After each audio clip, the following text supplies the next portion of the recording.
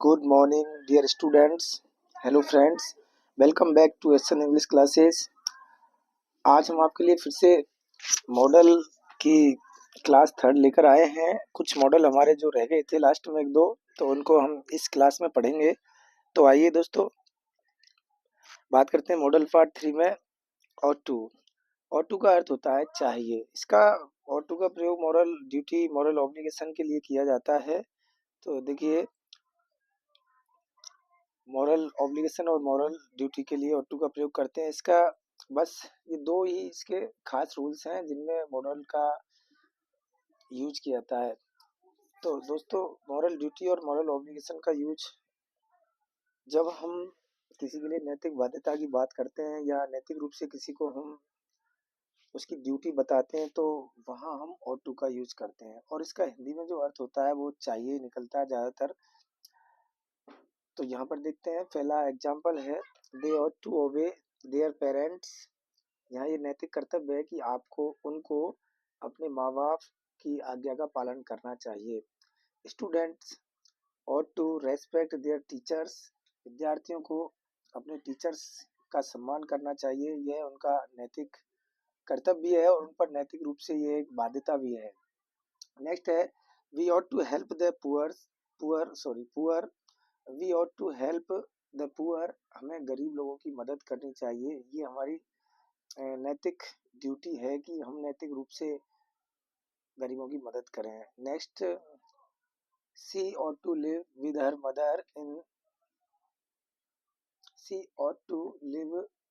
Mother in देखिए, यहाँ पर ये लॉ जो है ये मिस प्रिंट हो गया है। तो यहाँ पर इनकी ये लॉ की जगह हाउस है, तो उसे अपनी माँ के साथ घर में रहना चाहिए। तो नैतिक रूप से उसके लिए ये बाध्यता है या कर्तव्य मान लो, जहाँ तक दोनों ही शब्द एक दूसरे से मैच खाते हैं।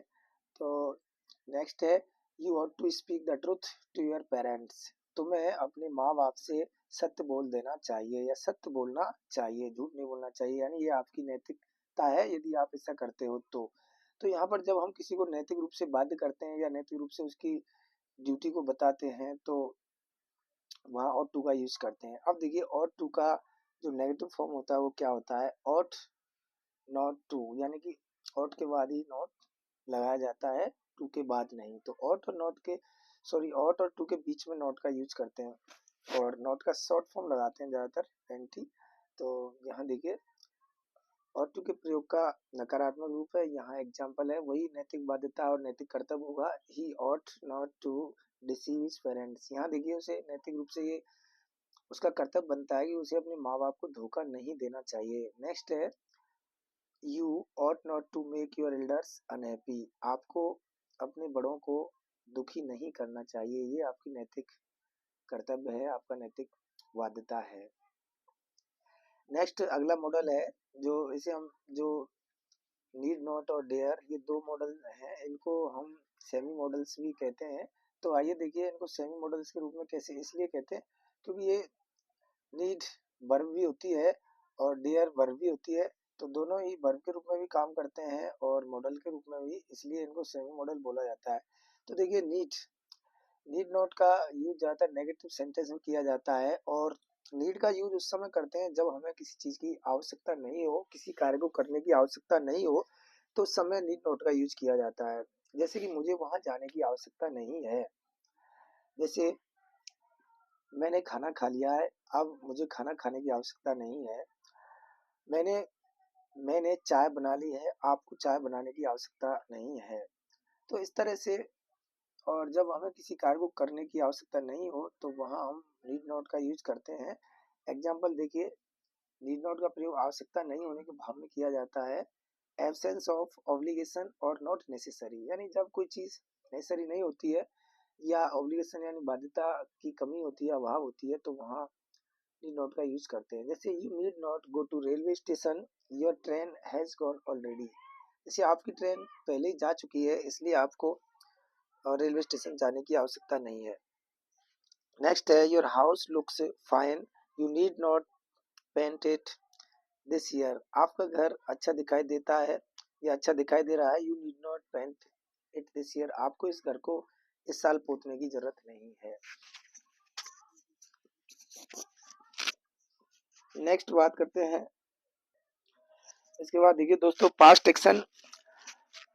तो यहाँ पर पास्ट एक्शन जो होता है जिसमें neither necessary nor obligatory with need not perfect infinitive. देखिए जब हमें भूतकाल में ऐसा कार्य जिसको करने की आवश्यकता नहीं थी, ना ही कोई अनिवार्यता थी, तो वहाँ नीड नॉट के साथ हैव प्लस वर्ब की फर्स्ट फॉर्म का यूज किया जाता है। तो इस तरह से जब भूतकाल में किसी कार्य को करने की आवश्यकता नहीं थी और वो कार्य किया गया, तो उस समय हम नीड नॉट के साथ हैव प्लस वर्ब की फर्स्ट फॉर्म का यूज करते हैं। जैसे ही need not have go to city, जैसे उसे शहर जाने की आवश्यकता नहीं थी बट ही वेंट, लेकिन वह गया।